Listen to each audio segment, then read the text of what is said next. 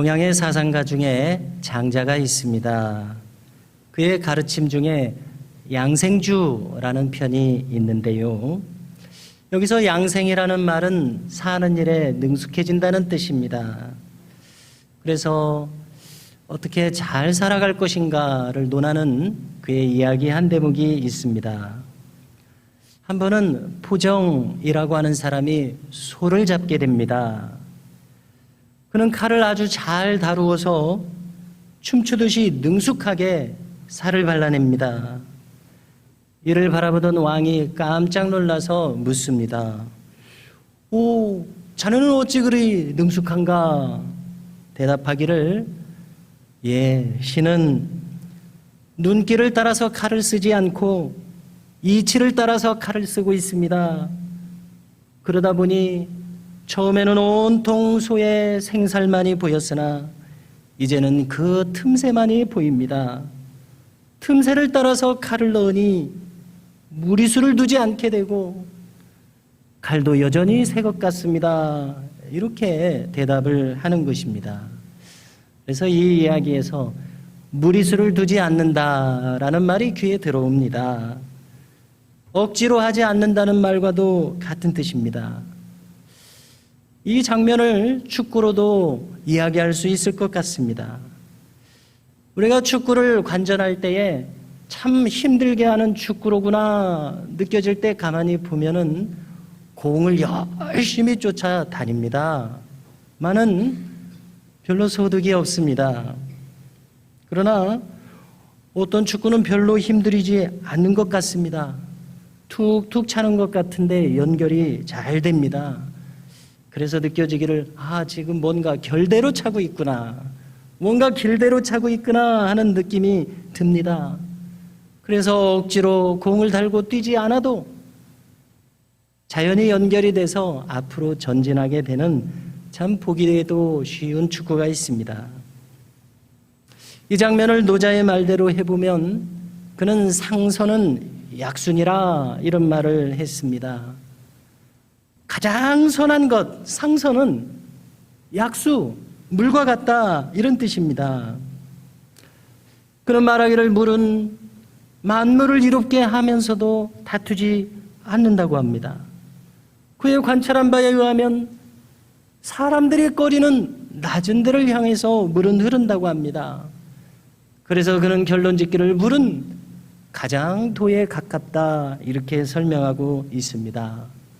예로부터 이 노장 사상을 요약하기를 무의자연이라고 했습니다. 무의라고 하는 것은 하지 않는다는 뜻이요, 자연은 그로부터 당연한 결과를 규결로서 얻게 된다는 뜻입니다. 여기서 무의, 하지 않는다고 해서 아무것도 안 한다 이런 뜻이 아니라 억지로 일을 만들어내지 않는다 이런 뜻입니다. 다른 말로도 찾아보면 순천자는 흥하고 역천자는 망하느니라 이런 말도 있습니다. 하늘의 뜻에 순응하는 자는 흥하겠지만은 하늘의 뜻을 거스르는 자는 망할 것이다. 이렇게 해서 동양에서는 자기적으로 뭔가 일을 만들어내는 것을 점잖지 않다고 보았습니다. 그것은 선비의 길이 아니었습니다. 흥미롭게도 성경에서도 비슷한 교훈이 찾아집니다. 전도서 3장 1절을 보면 모든 것에는 때가 있다고 합니다. 범사에 기한이 있고 천하만사가 다 때가 있나니 라고 말씀합니다. 억지로 뭔가 성취하려고 하지 말고 자연의 질서대로 하나님의 섭리대로 거기에 자신을 맡기라는 지혜를 교훈하고 있습니다. 그런데 우리가 성경을 전체적으로 보면 성경은 이러한 생각에 머물지 않습니다. 성경은 또 가르치기를 적극적인 열정을 가지고 살라고 말씀합니다. 그래서 고린도후서 5장 14절을 보면 그리스도의 사랑이 우리를 강권하시는 도다라고 바울은 말합니다.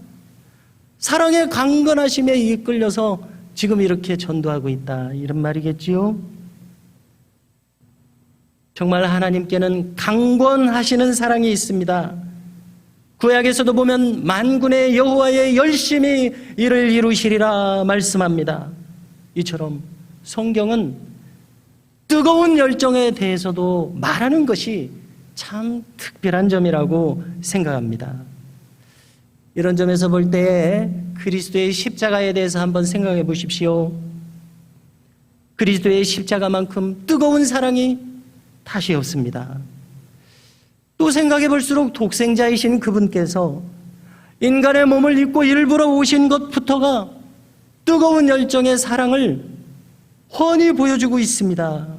사랑이 강권하시는 도다. 이렇게 하나님께서는 강권하시는 사랑을 보여주시는 열정을 나타내시는 하나님이심을 성경은 말씀하고 있습니다. 오늘 본문을 보면 사도 요한도 이 사랑을 절실히 깨달았는지 하나님은 누구신가? 그는 말합니다. 한마디로 하나님은 사랑이시니라. 그래서 오늘 말씀 16절에서 이르기를 하나님이 우리를 사랑하시는 사랑을 우리가 알고 믿었노니 하나님은 사랑이시니라고 합니다. 그는 먼저 사랑을 가지고 다가오시는 하나님을 체험한 것이 분명합니다. 그래서 다시 한번 19절에서 고백합니다. 우리가 사랑함은 그가 먼저 우리를 사랑하셨음이라. 이렇게 요한은 내 안에서 사랑이 일어난 동기가 있다. 내 안에서 사랑을 불러낸 힘이 있는데 그것은 바로 먼저 부어주신 하나님의 사랑에 있다고 힘주어 말하고 있습니다. 이 점을 아는 것은 우리의 신앙에 있어서 정말 중요하다는 생각이 듭니다. 내가 사랑을 받았다는 것, 하나님으로부터 사랑을 받았다는 것을 의식할 수 있는 이 마음 말입니다. 이 마음을 가졌다면 이것이야말로 진정한 큰 축복이라고 생각합니다. 이러한 감각이 없기에 이것이 느껴지지 않기에 인간의 영혼은 탄식하고 있습니다. 말라기 1장 2절을 들어보십시오. 여호와께서 이르시되 내가 너희를 사랑하였노라 하나 너희는 이르기를 주께서 어떻게 우리를 사랑하셨나이까 하는도다. 사랑받은 기억이 없다고 합니다. 사랑은 있었습니다. 부어지고 있었습니다만은 그것을 구약의 백성들은 의식할 수가 없었습니다. 제가 이 며칠 사이에 감기를 좀 앓았습니다. 환절기에 관리가 좀 안 된 모양입니다. 감기야 여느 감기와 비슷하겠습니다만은 이번에는 또 좀 특별한 감기를 경험한 것 같습니다. 후각이 너무나도 예민해지는 겁니다. 그래서 죄송한 말씀입니다만은 뭔가 악취가 이렇게 느껴지도록 나는 겁니다. 그래서 제가 이렇게까지 생각했습니다. 내 머릿속에 뭐가 좀 썩어 들어가고 있나 이렇게 생각할 정도로 예민해졌습니다. 그런가 하면 반대로 미각을 잃어버립니다. 물이야 뭐 그냥 심심한 물 아닙니까? 그러나 물이 너무나 맛이 없는 겁니다. 그리고 여기에다 후각이 예민해지니까 수돗물에 있는 이 염소기가 느껴지는 겁니다. 그래서 물이 맛이 없을 뿐만이 아니라 꺼려지는 마음까지도 듭니다. 당연히 밥도 맛이 없더라고요. 그러니까 당장 우울감이 들어집니다. 이렇게 마음이 흘러가더라고요. 그래서 식욕을 느낀다는 자체가 평범한 것 같지만 정말 큰 축복이구나. 거기에다가 왕성한 식욕을 느끼게 하신다면 이것은 정말 큰 축복이구나라는 것을 실감했습니다. 자, 이제 마찬가지로 생각해 보십시오. 사랑을 느낄 수 있다는 자체가 큰 축복입니다. 사랑을 느낄 수 없다는 것만큼 이만큼 아쉽고 공허한 일은 없습니다. 무엇보다도 하나님의 사랑을 감지할 수 있는 마음이 내게 있다는 것은 큰 축복임을 우리는 잊지 말아야 하겠습니다. 그런데 우리가 예수님의 주변을 복음서를 통해서 한번 살펴보면은 두 가지 종류의 사람들이 발견되고 있습니다. 이 사랑이라는 관점에서 볼 때 말입니다. 한 부류는 그분의 말을 바로 알아듣습니다. 그리고 뭔가 이 예수님에게 매력을 느껴서 모여듭니다. 그러나 또 한 부류가 있으니 그분이 하시는 말씀마다, 행하시는 행동마다 충돌합니다. 하시는 말씀이 거슬립니다. 행동이 거슬립니다. 복음서에서 그 대표적인 사람들이 바리새인들이었습니다. 요한복음 5장 마지막 대목을 보면 주님은 그들에 대해서 탄식하며 말씀하십니다. 그대들은 영생을 얻기 위해서 늘 성경을 연구한다. 늘 성경을 깊이 파고들지만 그러나 그 영생을 얻기 위해서 내게 오는 것은 원치 않고 있다. 이제 그 다음 하시는 말씀을 주목해 보십시오. 그들에 대해서 말씀합니다. 나는 다만 하나님을 사랑하는 것이 너희 속에 없음을 알았노라. 이렇게 말씀합니다. 정말 중요한 말씀이라고 생각합니다. 예수님이 보시니까 그들 마음속에는 사랑이 발견되지 않고 있습니다. 얼마나 놀랍고 무서운 일입니까? 늘상 성경을 가까이 하고 있습니다. 늘 하나님을 입에 달고 살고 있습니다. 많은 하나님을 사랑하는 것이 그 마음속에서 발견되지 않고 있다고 예수님은 한마디로 말씀하고 계십니다. 사랑이 작동하지 않고 있습니다. 정말 이런 일이 있을 수가 있겠습니까? 늘 성경을 연구하고 있고 신앙을 늘 거론하고 있는데 하나님을 사랑하는 것이 없습니다.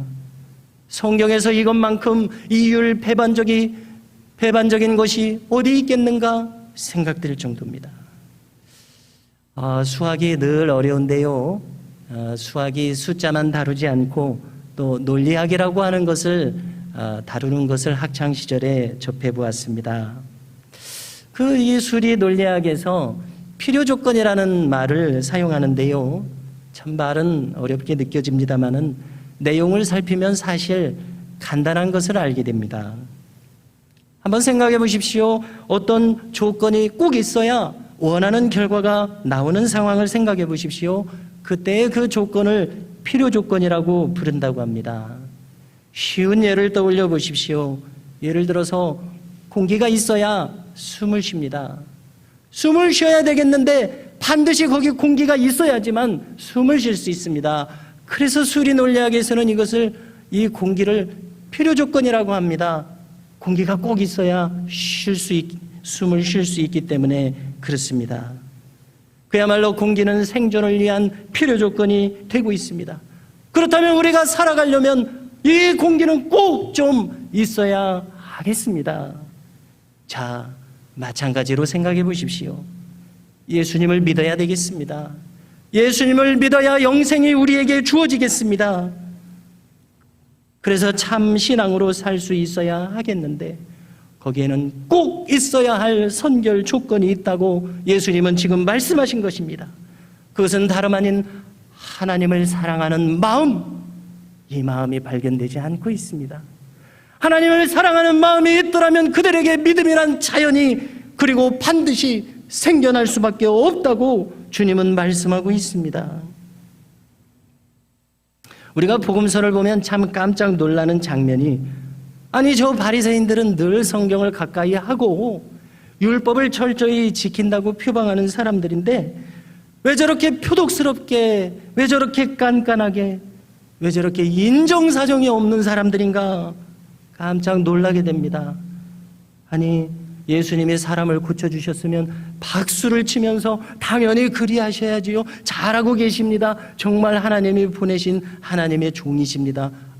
환호하고 예수님의 편에 서야 마땅한 것 아닙니까? 많은 사람을 고쳐주고 계신데 그것이 그렇게 눈꼴스럽습니다. 여기에 주님은 다른 원인이 없다고 말씀합니다. 하나님을 사랑하지 않기에 마음이 이렇게 흐른다는 것입니다. 요한복음 5장을 보면 예수님은 그들에게서 두 가지 면을 구체적으로 꼬집고 계십니다. 첫째로 한마디로 말해서 그들은 자기 영광을 구하는 삶을 살았습니다. 무슨 말입니까? 또 다른 곳에서 예를 들어주시기를, 가만히 보니까 그들은 잔치집에 가서도 상석만을 찾더라. 시장에 가서도 먼저 인사하는 것이 아니라 인사받기를 좋아하더라. 누가 자기를 높여주면서 이분이 이런 분이시라고 이런 말 듣기를 좋아하더라. 쉽게 말해서 그들은 교만한 태도가 역력했습니다. 내가 누구보다도 더 훌륭하고 나은 사람이지라는 이런 마음이 깔려 있었습니다. 그런가 하면 주님이 말씀하시는 두 번째 것은, 그들은 성경을 믿는다고 하면서 정작 성경이 실현되어 성취되면 오히려 이 성취된 바를 거절했습니다. 가령 당시는 메시아가 오시기만을 간절히 기다리는 시대였다는 것입니다. 로마 제국의 압제를 당하기에 더욱더 민족적으로 메시아가 꼭 이때 오셔야 하는데 하는 마음이 간절했다는 것입니다. 그래서 성경을 자세히 연구하기를, 어떤 모양으로 오시냐 할 때에 이사야서에서 처녀가 잉태하여 아들을 낳으리니 라는 구절을 주목하면서 처녀의 몸으로 오시는구나. 그래서 흥미롭게도 당시에 많은 처녀들이 노처녀가 되기까지 결혼을 하지 않고 이 메시아를 기다렸다는 것입니다. 왜냐하면 혹시 내 몸을 통해서 메시아가 오시지 않을까. 참 재미있는 대목인데요. 그러나 바리새인들은 이렇게 자세히까지 성경을 알고 있으면서도 예수님이 바로 그 성경 그대로의 모양으로 오셨음에도 불구하고 예수님이 그런 분이시라는 것을 인정하기를 한사코 거절했습니다. 그래서 주님은 말씀하십니다. 요한복음 5장 마지막 대목에서, 모세를 믿었더라면 또 나를 믿었으리니. 무슨 뜻입니까? 실상은 너희가 성경도 믿지 아니하고 있도다. 이것은 그들에 대한 가차없는 예수님의 진단이었습니다. 그러므로 주님은 말씀하시게 되었습니다. 그래, 다만 하나님을 사랑하는 것이 너희 속에 없노라. 그래서 이 말씀을 대하면서 성도 여러분, 우리는 꼭 함께 기억할 수 있기를 바랍니다. 사랑이라고 하는 것은 우리가 꼭 가져야 할 믿음의 필요 조건이라는 것입니다. 즉, 사랑이 꼭 있어야 믿음이 생겨난다고 주님은 말씀하시는 이 점입니다. 사랑이 있기에 믿음을 가지게 됩니다. 내 마음속에 사랑이 있다면 믿음을 불러옵니다. 이 소중한 믿음, 그것은 하나님을 사랑하는 그 마음에서 오고 있다고 예수님은 우리에게 꼭 일러주시고 계십니다. 12세기에 프랑스에 성자로 알려진 클레르보의 성 버나드라고 하는 인물이 있습니다. 그는 본래 귀족 청년이었습니다. 사람들은 그를 꿀벌 같은 청년이라고 별명을 불렀습니다. 꿀벌이 어떻게 살아갑니까? 꽃마다 부지런히 쫓아다니면서 꿀을 그렇게 정성스럽게 모읍니다. 마찬가지로 이 젊은이는 진리를 찾아서 그렇게 부지런히 그렇게 눈을 반짝이며 찾아다니게 꿀벌 같은 버나드라고 불렸다는 것입니다. 하나님을 향한 그의 열정이 얼마나 뜨거웠던지 그는 22살의 나이로 수도원에 입회를 했습니다.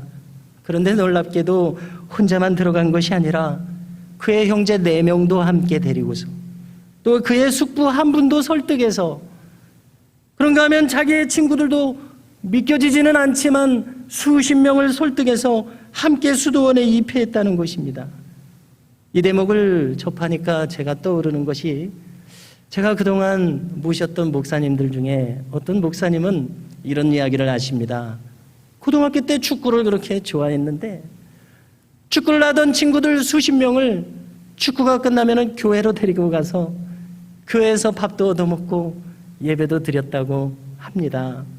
그래서 제가 깜짝 놀라면서, 이 목사님이 고등학교에 저렇게 하셨으니까 결국은 목사님이 되셨구나, 이런 생각이 들더라고요. 이 버나드라고 하는 인물도 참 열심히 특심했던 것 같습니다. 그의 교훈이 오늘날까지도 전해지는데요, 그의 교훈 중에 하나님을 사랑하는 4단계라는 것이 참 유명합니다. 그 내용을 한번 들어보십시오. 첫 번째 단계는 나를 위해서 나를 사랑하는 단계입니다. 두 번째는 나를 위해서 하나님을 사랑하는 단계입니다.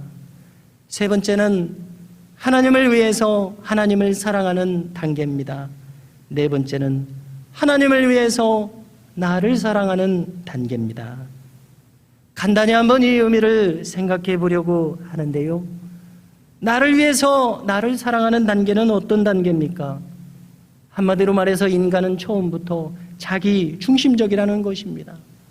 무엇보다도 중요한 것은 나의 생존입니다. 나의 복지입니다. 그래서 이 세상에서 사는 나는 천상천하 유아 독존입니다. 엄마 아빠부터 나를 위해서 존재해야 하겠습니다. 그 밖에 다른 것들도 나의 유익을 위해서 있어야만 하겠습니다. 유치한 어린이의 마음 같지만 누구나 여기서 출발한다고 생각합니다. 이것이 자연인의 모습입니다. 둘째 단계는 나를 위해서 하나님을 사랑하는 단계입니다. 내가 살아가는 데 있어서 나의 복지에 하나님이 적잖이 도움이 되고 있습니다. 고맙게도 나를 대학에 합격하게도 해주시고 좋은 직장도 얻게 해주셨습니다. 아픈 나를 쉽게 낫게 해주셨습니다. 아니, 이런 은혜로운 하나님이 계시다니 누가 이 하나님을 안 믿겠습니까? 나에게 도움이 되시는 하나님, 이름하여 기복적인 신앙이라고 할 수 있는 이러한 신앙이 있습니다. 물론 하나님은 우리에게 이렇게 역사해 주셨습니다. 이렇게 좋은 하나님으로 우리에게 임하여 주시니 감사할 따름이지요. 그러나 욥의 고난을 생각해 보십시오. 그렇게 신앙이 좋다고 할지라도 때때로 우리에게 역경이 다가옵니다. 환난이 임합니다. 그런데도 놀랍게도 이 환난을 다른 이가 아니라 하나님이 주신다고 말씀하고 있습니다. 좋은 것만을 주시는 줄 알았더니 그렇지 않은 것도 우리에게 임하게 하십니다. 이 하나님은 어떻게 이해해야 하겠습니까? 이 하나님은 나에게 도움이 되시는 하나님입니까? 그렇지 않은 하나님입니까? 그러므로 하나님은 비록 이렇게 역사하실지라도 이와 같은 하나님으로만 믿는 것은 성경 그대로의 참 하나님을 아는 것으로는 부족하다고밖에 판단하지 않을 수 없습니다. 셋째로 하나님을 위해서 하나님을 사랑하는 단계입니다. 이 단계는 하나님이 주시는 것이 좋아서 하나님을 사랑하는데 그치는 것이 아니라 하나님이 이제 누구신지 알게 되므로 하나님을 사랑하는 단계라고 설명합니다. 즉 하나님이 주시는 것에 의해서가 아니라 하나님의 본질에 이끌려서 하나님을 사랑하게 됩니다. 더 쉽게 말한다면 이제는 하나님이 좋아서 하나님을 사랑하는 단계입니다. 예를 들면 부모님께서 용돈을 주시니까 좋습니다. 생애의 단계마다 나에게 필요한 그것을 꼭 해주시니까 부모님이 좋습니다만은, 그러나 무엇을 해주셔서 좋은 것이 아니라 부모님이시기에, 부모님이시라는 그 자체가 귀하시기에 존귀히 여기는 그러한 마음과 같습니다. 좀 더 구체적으로 성경을 가지고 이야기한다면 하나님을 한번 생각해 보십시오. 하나님 편에서 어떻게 독생자 외아들을 그 생명을 내주시기까지 하시면서 우리를 사랑하시느냐 이 말입니다. 어떻게 하나님의 사랑이 그렇게 깊으시냐는 말입니다. 인간의 이해로서는 그 이해를 초월하는 데서 사랑하시는 그 하나님의 사랑, 어떻게 그렇게 사랑하시느냐는 이 의문입니다. 하나님이 이렇게까지 우리를 사랑하시는 것을 알고서 어찌 우리가 이 하나님께 반응하지 않을 수 있겠습니까? 이 마음을 안다면 어찌 우리가 하나님 편으로 우리 마음이 기울어지는 것을 우리가 피할 수 있겠습니까? 넷째는 하나님을 위하여 나를 사랑하는 단계입니다. 이것을 좀 더 자세히 표현하자면 하나님 안에 이제 있는 나를 사랑하는 그러한 상태입니다. 예전에는 하나님을 내 마음에 일치시키려고 자꾸 그렇게 마음을 썼던 그런 유치한 마음이었다면, 이제는 나의 마음을 기꺼이 그분의 마음에 일치시키고자 하는 이런 마음이 생겼습니다. 그래서 이제는 내가 생각하는 것은 그대로 하나님이 생각하시는 바와 같게 되는 이러한 경험을 하게 됩니다. 그래서 학자들은 말하기를, 이러한 상태의 사랑이야말로 인간이 알 수 있는 가장 신비로운 사랑이요 가장 절정의 사랑이라고 말하고 있습니다. 성도 여러분, 방금 이 버나드의 교훈을 한번 깊이 생각해 보십시오. 다시 한번 생각해 본다면, 먼저는 나를 위해서 나를 사랑하는 단계, 그 다음은 나를 위해서 하나님을 사랑하는 단계, 그 다음엔 하나님을 위해서 하나님을 사랑하는 단계, 마지막으로 하나님을 위해서 나를 사랑하는 단계가 있다고 말하는데요. 이 이야기를 들으면서 나의 사랑은 어디까지 왔는지 한번 살펴볼 수 있기를 바랍니다. 어쩌면 우리는 나 중심의 마음에서 벗어나기는 죽을 때까지라도 어렵겠다는 마음도 듭니다. 그러나 이 마음에서만 머물러서는 아니 되겠습니다. 왜냐하면 방금 이야기를 나눈 바와 같이 더 좋은 길이 얼마든지 있기 때문에 그렇습니다. 더 높은 길이 우리를 부르고 있다고 믿습니다. 하나님 안에 있는 나, 하나님 안에서 나를 사랑할 수 있게 된다? 듣기만 해도 마음이 벅차고 설레이는 것 같습니다. 우리가 만일 이 마음이라면 얼마든지 내 이웃을 내 몸과 같이 사랑하라 할 때에 내 이웃도 나 자신의 몸도 그런 사랑으로 얼마든지 사랑할 수 있을 것 같습니다. 나를 사랑하는 것이 이 말씀 안에서 얼마나 고귀하고 높은 것인지를 알 것도 같습니다. 오늘 말씀에서 사랑 안에 거하는 자는 하나님 안에 거하고 그도 하나님 안에 거한다고 합니다. 또 우리가 하나님을 사랑하면 그가 먼저 우리를 사랑하셨음이라고 합니다. 요한은 이 사랑 안에는 두려움이 없다고 합니다. 온전한 사랑은 두려움을 내쫓는다고 합니다. 형벌을 생각하지 않아도 되는 이 온전한 사랑, 성도 여러분, 바라기는 이제는 우리가 억지로 애쓰는 신앙에서 벗어날 수 있기를 바랍니다. 부득이한 마음으로 하는 신앙에서도 벗어날 수 있기를 바랍니다. 오늘 말씀을 통해서, 그리고 우리가 살아온 삶을 통해서 이미 계시된 하나님의 그 뜨거운 사랑이 내 영혼에 다가오도록 하십시오. 내 안에 스며들도록 하십시오. 그 사랑이 내 안에서 타오를 때에 나의 믿음은 저절로 일어날 것이라고 믿습니다. 우리는 억지로 살아가게 되는 인생이 아니라 오직 그 사랑의 힘에 이끌려서 사는 인생이 될 것이라고 믿습니다.